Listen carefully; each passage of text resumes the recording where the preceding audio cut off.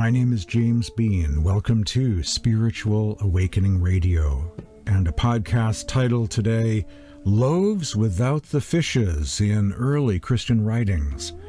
Another installment of my ongoing Vegan-Veg series exploring vegetarian references or vegan quotes in the world scriptures and various traditions. As of late, especially Christianity, there are a few different podcasts exploring the vegetarianism of the original Jesus movement, sometimes called the great-great-grandchildren of the Essenes, Nasoreans, Ebionites, Judaic Christians, Jewish Christians, or the Hebrew Christians, those original disciples and relatives of Jesus led by James the Just in Jerusalem, that Jewish Christian community, Christianity before Paul. They were vegetarians. Keith Akers has a great book about them called Disciples, another good book on the vegetarianism of the early Jesus movement by Keith Akers is called The Lost Religion of Jesus. The author John Davidson has an encyclopedic, gigantic, 1,000-page book called The Gospel of Jesus in Search of His Original Teachings. And I'm holding in my hand a copy of a book called The Origin of Christianity by Charles Vaclavic, another good one on this topic.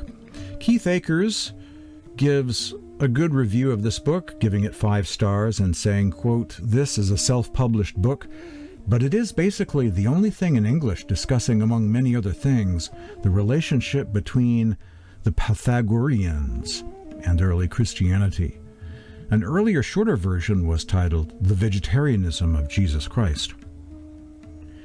And I begin this program with a reading from The Origin of Christianity by Charles Vaclavic, where he makes a fascinating observation about the writings of the early church father Irenaeus.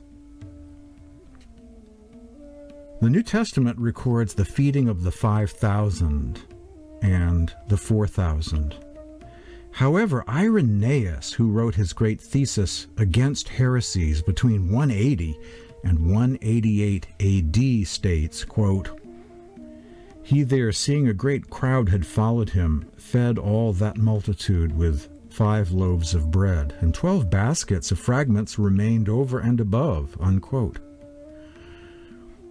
Charles Vaclavic. No mention is made of fish being served.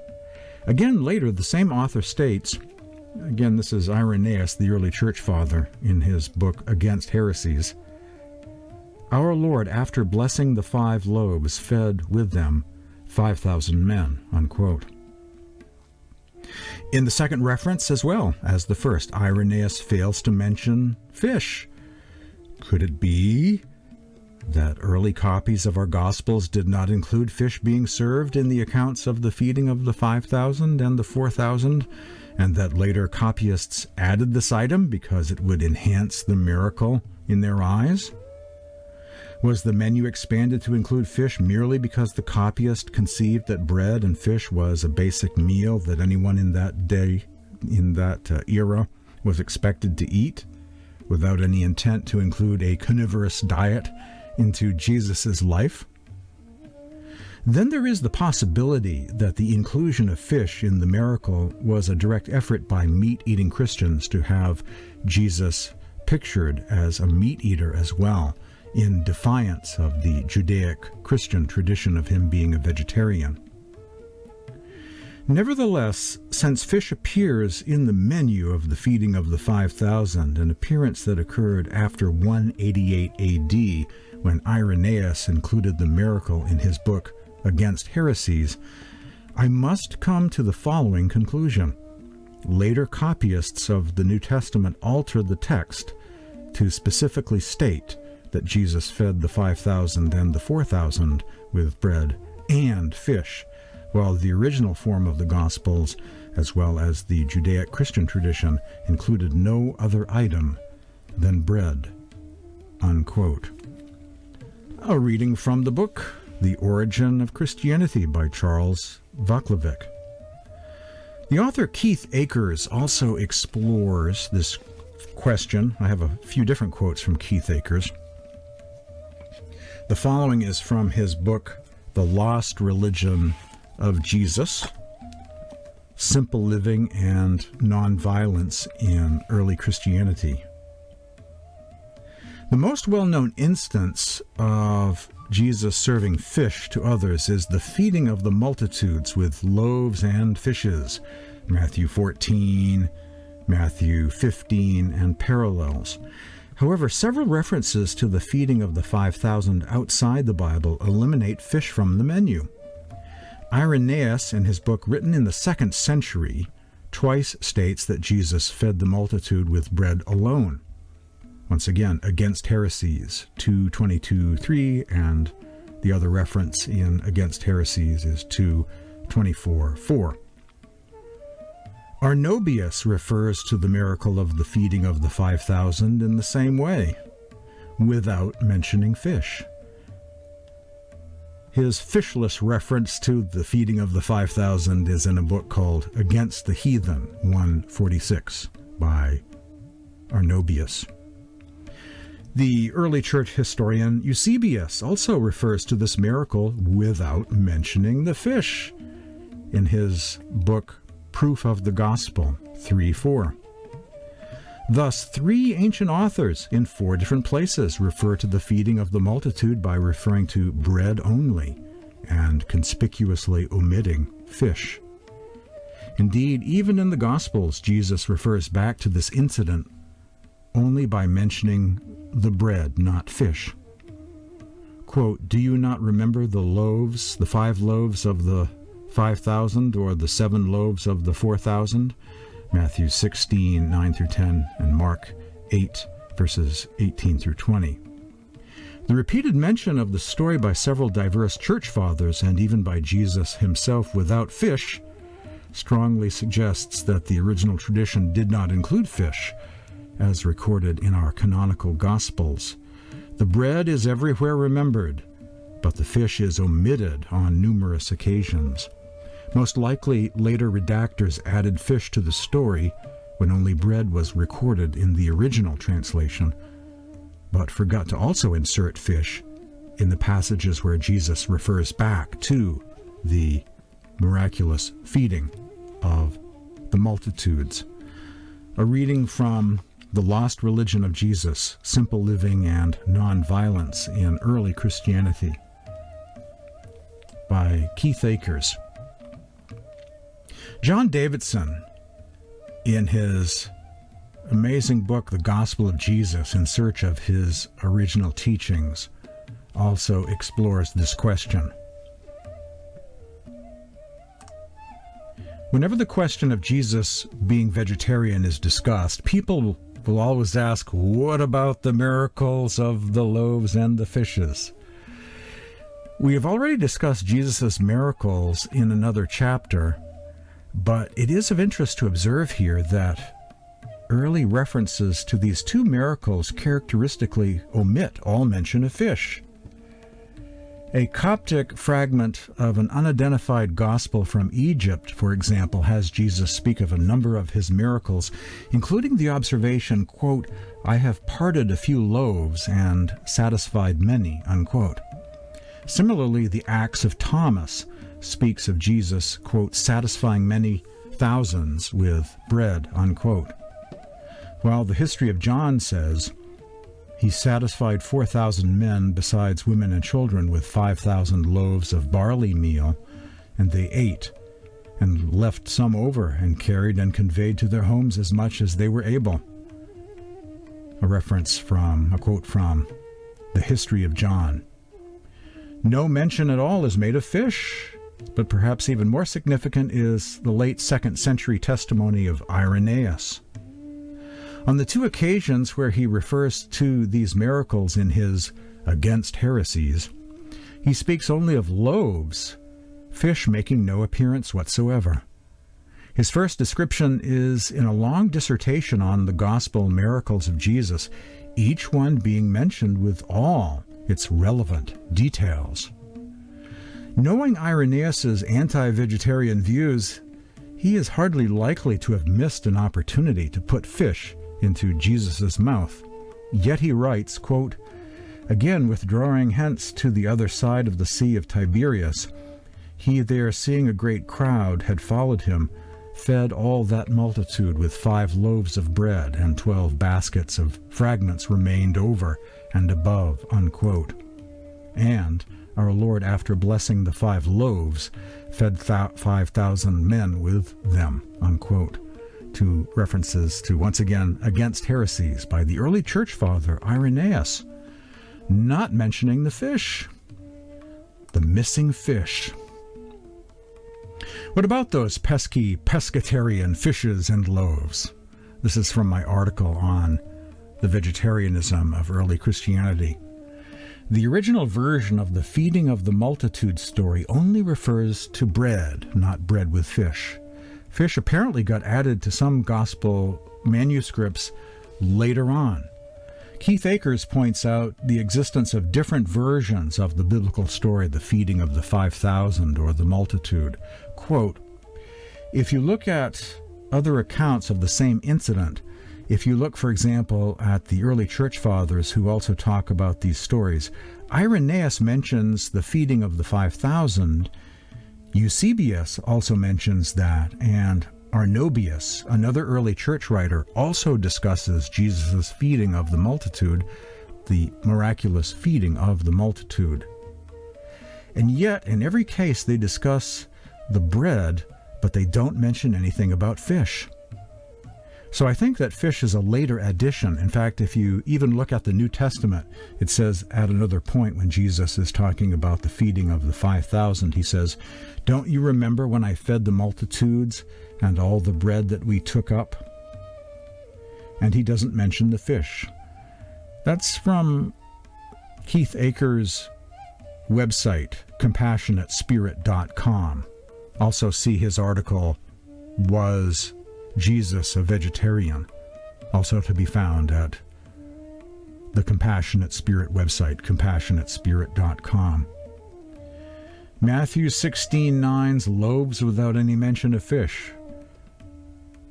Do you not yet perceive, do you not remember the 5 loaves for the 5,000 and how many baskets you gathered? Unquote. No fish included with the loaves there. Mark 8:16-21, again, another example of bread but no fish being mentioned in connection with the feeding of the 5,000.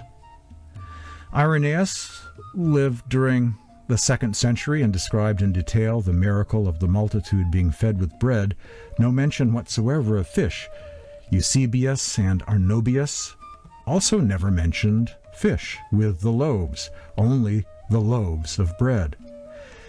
And now I've found a few more references in early Christian apocryphal writings, again mentioning the bread but not the fish, as if the New Testament they were reading at the time, the feeding of the 5,000 story, did not include any fish because the fish hadn't been inserted into the Greek gospel manuscripts yet. As it now stands in the New Testament Gospels, the bread is everywhere present, as Keith Akers writes, but the fish only sometimes. This strongly suggests that the original tradition was about distribution of bread, not bread and fish. In the case of Matthew 16:9-10, the insertion of fish becomes obvious because the editors of Matthew changed the original story to include fish, but forgot to change Jesus' backward reference, unquote. That's from an article by Keith Akers called The Fish Stories in the New Testament, also available at compassionatespirit.com, his Compassionate Spirit website. Well, the idea of fish being added to a Greek manuscript sometime after the year 188 AD, I mean, we're using Irenaeus, we're looking through Irenaeus's eyes at the gospel that he had sometime during the 180s, and Eusebius and other early church writings, seeing through their eyes only reference to bread but not the fish. That's called a textual variation, when something gets added to a Greek manuscript. If you have 15 different manuscripts, Greek manuscripts of the New Testament, they don't all read the same. There are variations between one and another, missing verses, words added here, words not included there, even part of a chapter in the case of Mark chapter 16. some serious differences between these different manuscripts. There are actually many examples of textual variations in the diversity of New Testament manuscripts, with words or phrases either being added or omitted. In the New Testament manuscripts, while there are some textual variations throughout, by far the majority of variations occur with the four Gospels and the book of Acts, and that makes sense. With the letters or epistles of Paul, you just have Paul writing these letters. They go out to various churches, and that's pretty much it. However, in the case of the Gospels, it's a much more complex literary situation with people copying down sayings of Jesus, and there are miracle stories of Jesus, and these get quoted by other Gospel writers. One Gospel is influenced or quotes another. It's a much more complex situation with various stories and accounts passing through many hands, so it makes sense that there are much more variations, a much more fluid tradition in the early days of the manuscripts of Matthew, Mark, Luke, and John in the book of Acts. The most spectacular example of a textual variation is at the end of the Gospel of Mark, which has several different alternate endings depending on what translation you're using and what Greek manuscripts that particular translation is making use of. Manuscripts omitting Mark 16, verses 9 through 20. Other manuscripts adding a shorter ending after verse 8. Manuscripts adding a shorter ending as well as verses 9 through 20. Manuscripts adding verses 9 through 20. Manuscripts adding verses 9 through 20 with a notation. In some translations it will say, there are some manuscripts that don't go beyond this point, and other manuscripts that have this extra section, extra part of the chapter, a longer ending of chapter 16.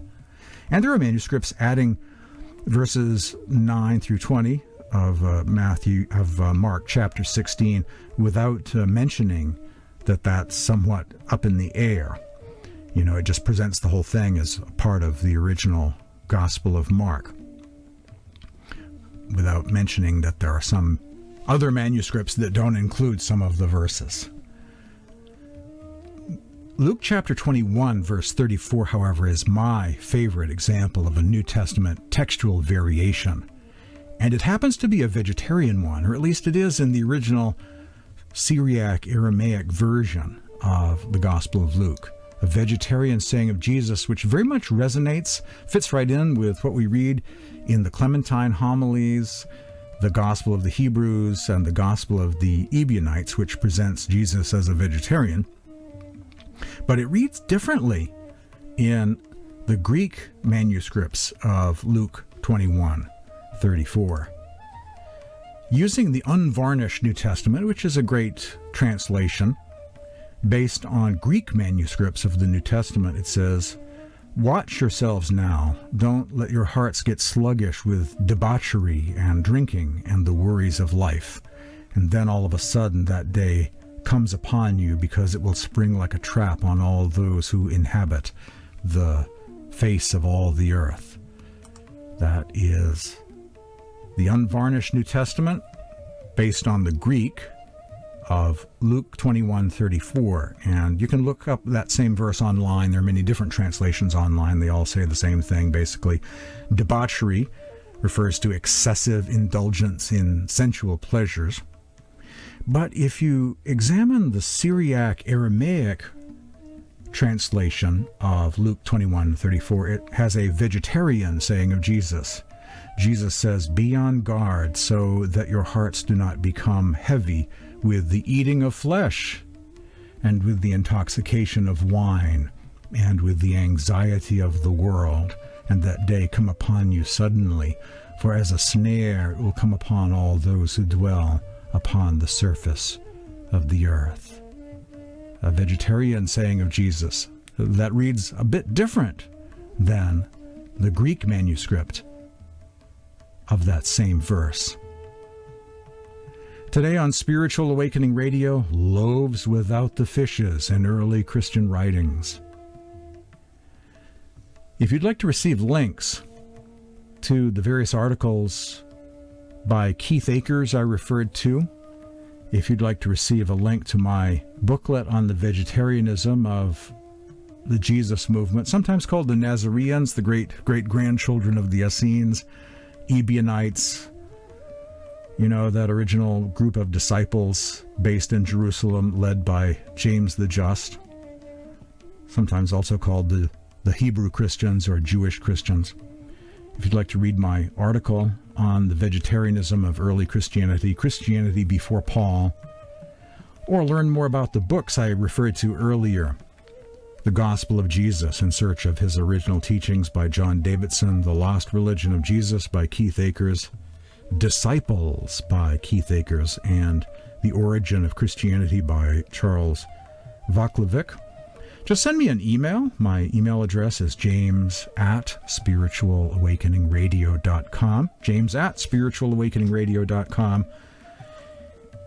And if you're listening to this podcast by way of YouTube, just scroll down below to the notes section below, and you'll see various links referred to on today's program. Loaves Without the Fishes in Early Christian Writings, another installment of my Vegan Veg series. Thanks for listening. Tune in again next time for another edition of Spiritual Awakening Radio.